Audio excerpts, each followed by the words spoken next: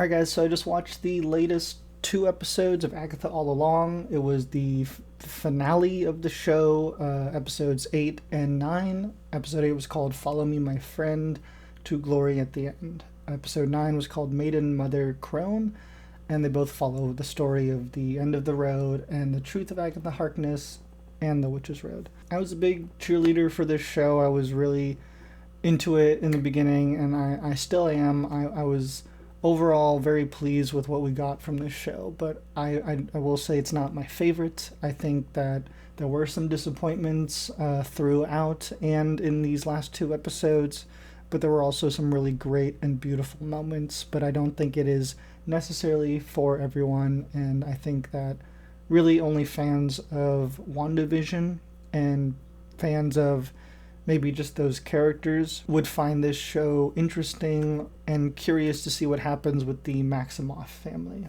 Now we are going to talk about spoilers. We're going to break it down, so if you guys are not caught up with Agatha All Along Season 1, Episodes 8, 9, which is the finale, please stop watching, but if you don't mind, we're going to break it down and talk about Easter eggs and what happened. So here we go. With these final two episodes, it's clear that the show is really about bringing Wiccan into the MCU, which is very exciting, aka Billy Maximoff. Overall, I did like getting to see Agatha's past and her relationship with her son, Nicholas Scratch. It was a very sad story. Very well done, very well acted. I did think it was weird we didn't get to see, for how much of a flashback and jumping around in time we didn't get to see the meeting of Agatha Harkness and Rio/Death. When we see them in the flashback, it's clear they've already met. She says, "My love," and they make the deal for her son getting to have some time. I understand that we need to see that story with her son. It's very important to her character, but I also wanted to see how Agatha and Aubrey Plaza's death had originally met.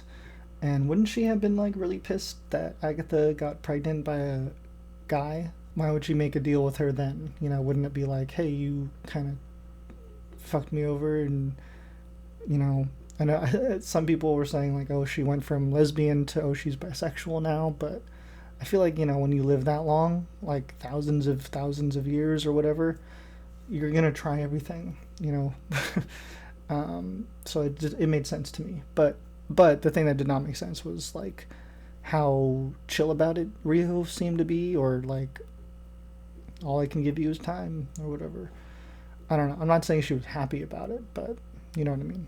I thought it was a very satisfying story and end for Agatha Harkness, but I was a little thrown off by the kind of fake out and turning her into a ghost. I think I'm okay with like seeing more of it, but I will say the ghost didn't look the best. It was definitely her worst look, but I also was upset with the fact that it didn't feel like we really got an ending. It would be like immediately having Tony Stark come back as a ghost. Like, I thought it was a little weird.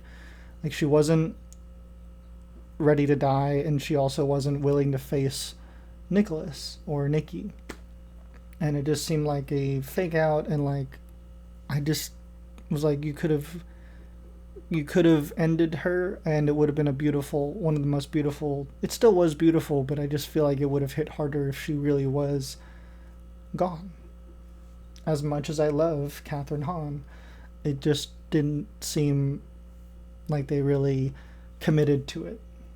And with Billy's character, Wiccan, I thought was very interesting, finding out that he created this whole road thing, much like his mother, and dealing with his trauma that way.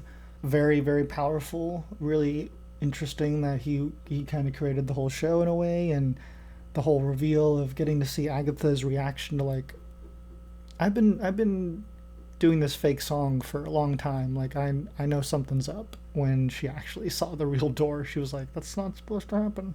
It's not supposed to be real. As cool as that was, I personally really wanted Billy to find his brother in Agatha All Along. That's what I thought was going to happen in these last two episodes, and I was a little disappointed that's still the same goal that this character has in the last frame of this show. It was very much a tease. We're not going to get this probably until Vision Quest or whatever it's called, that new show.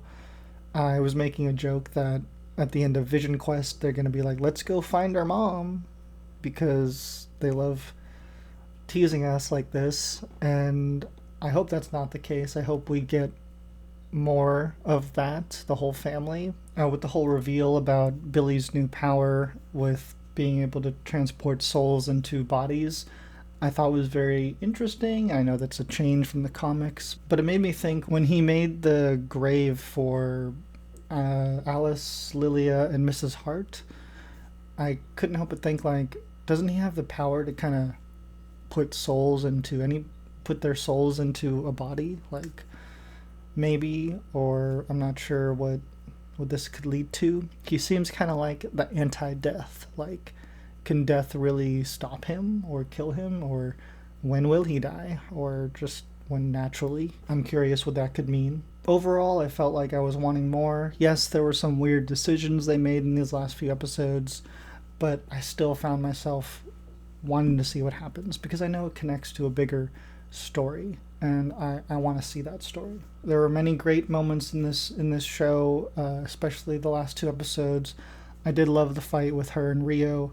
I loved the moment between her and Billy saying, "You're not bad," and you're the only one who thinks that. Was one of the best moments in the show. Joe Locke was so great. Kathryn Hahn was outstanding. Even though it was very hard for me to watch, I thought that scene when her son died in his sleep was really hard to watch, but because she was so goddamn good at reacting to her son being dead, was just so well done. And Aubrey Plaza's death is so much fun, and I would love to see her in all the other Marvel stuff. Just getting to interact with anyone and everyone. I get that it could be overdone, but I'm very curious to see where she'll show up next. But nonetheless, very, very fun show. Not my favorite. Again, talked about my issues with it, and it's not perfect. It's definitely a tease, but I think it still is a beautiful show. Maybe it would work better on a rewatch and as a binge.